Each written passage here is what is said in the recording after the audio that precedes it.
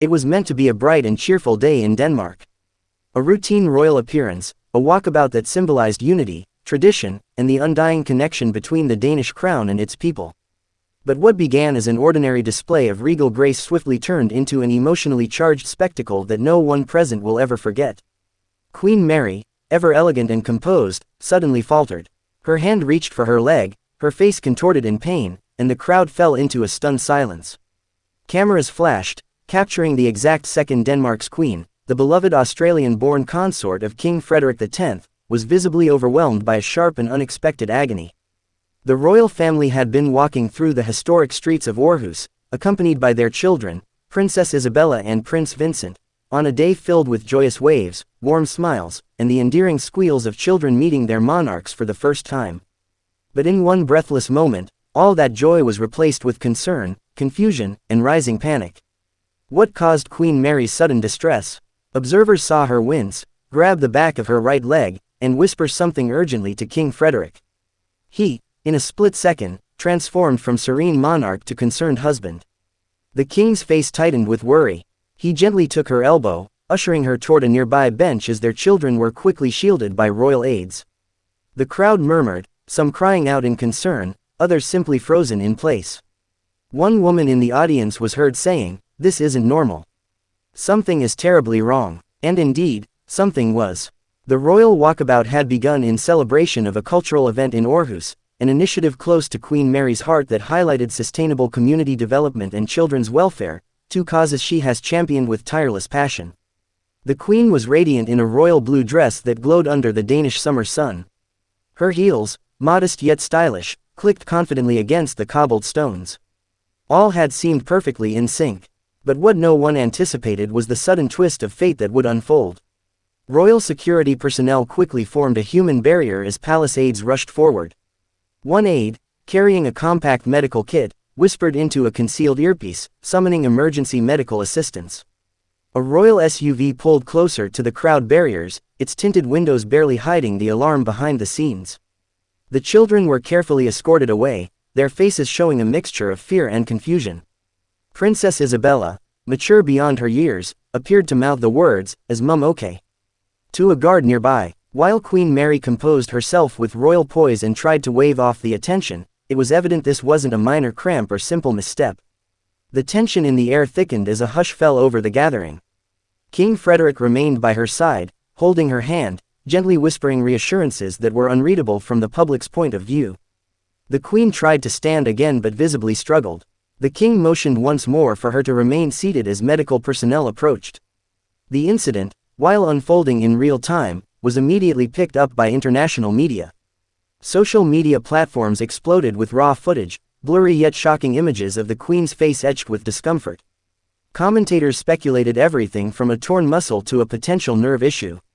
Experts were called in, theories floated, and yet, no one had the full picture.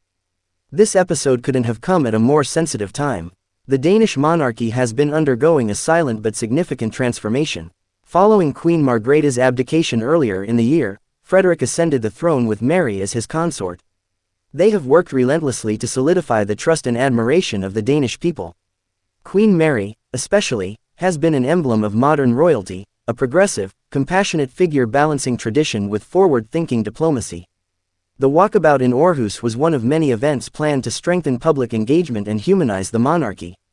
But this moment exposed a hidden vulnerability. Royals, often idolized as near-immortal symbols of perfection, are still human. The Queen's injury, sudden, public, and unguarded, reminded everyone watching that behind the tiaras, behind the gowns and protocols, are flesh and bone, nerve and pain, fear and love. King Frederik's reaction, in particular, was deeply telling. His concern for Mary wasn't that of a monarch worried about public optics. It was raw, unfiltered, and deeply personal. As the Queen was escorted into the waiting SUV, her face composed but pale, the crowd erupted in applause, a spontaneous gesture of solidarity and affection. It was as though Denmark itself wanted her to know, "We see you, we care, and we are with you." Back at the palace, official statements were cautious. A royal spokesperson confirmed the Queen had experienced a sudden muscular strain and was undergoing evaluation. But speculation continued to run wild. Was it the result of overexertion?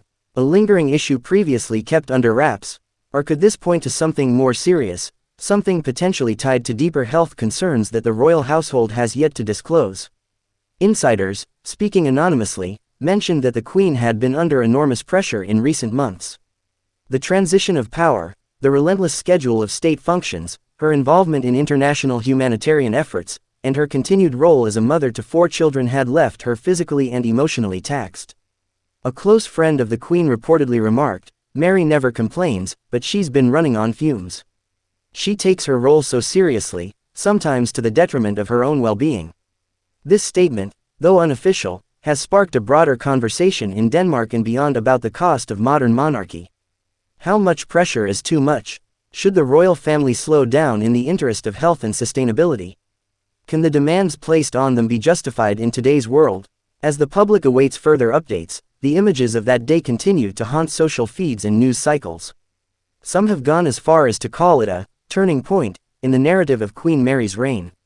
Not because of the injury itself, but because of what it symbolized, a crack in the facade of invincibility that might just make her even more beloved. In an era where authenticity is revered more than perfection, Mary's humanity might be her greatest strength. Meanwhile, King Frederik has reportedly cleared part of his schedule to remain close to the Queen during her recovery. Their children have been kept largely out of the public eye, a move seen by many as a protective measure. The royal palace remains tight-lipped on timelines or potential cancellations of upcoming engagements. But the people are watching. And more importantly, they are caring. In Australia, where Mary was born and raised, the incident has also drawn immense attention. The country that once knew her as Mary Donaldson has rallied in support, sending waves of goodwill across the seas. Australian media has run continuous coverage, reflecting the pride and concern of a nation that still sees her as one of their own. Queen Mary's journey from Tasmanian commoner to Queen of Denmark is already the stuff of legend. But this moment, this sudden, painful jolt in front of the public, adds another layer to her story. It is no longer just about fairy tale ascension. It is now about resilience, sacrifice, and the quiet burdens of duty. The pain she felt may have been physical, but the response it sparked was profoundly emotional. The world now waits for updates, for reassurances, for her smiling face to reappear. But more than that, the world waits for a new chapter in the royal story, one that might see Mary redefine what it means to reign. Not just through poise and diplomacy, but through the courage to be human in a role that so often demands the opposite. So now we ask you, our dear viewers, after witnessing this unprecedented moment, do you believe the Danish monarchy will emerge stronger in its vulnerability, or has this incident permanently shifted public perception of royal perfection? Let us know your thoughts in the comments, and don't forget to like, share, and subscribe for more deeply reported, emotionally resonant royal updates you won't find anywhere else.